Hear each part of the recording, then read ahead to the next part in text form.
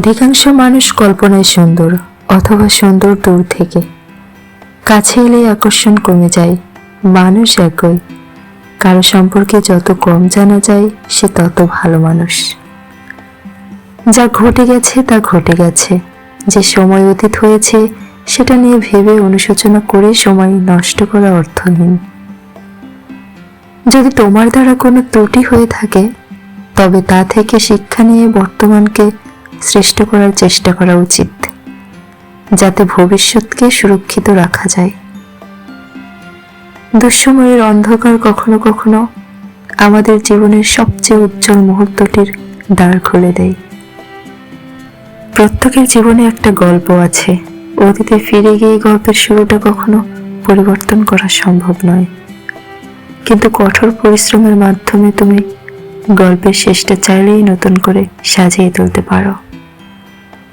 কখনো ভেঙে পড়ো না। পৃথিবীর যা কিছু হারিয়ে যায়, অন্য কোনো রূপে সেটি ঠিক হয়ে আবার ফিরে আসে জীবনে। জীবনটাকে নতুন করে আবিষ্কার করার জন্য কখনো কখনো সব ছেড়ে ছুড়ে হারিয়ে যেতে হয়।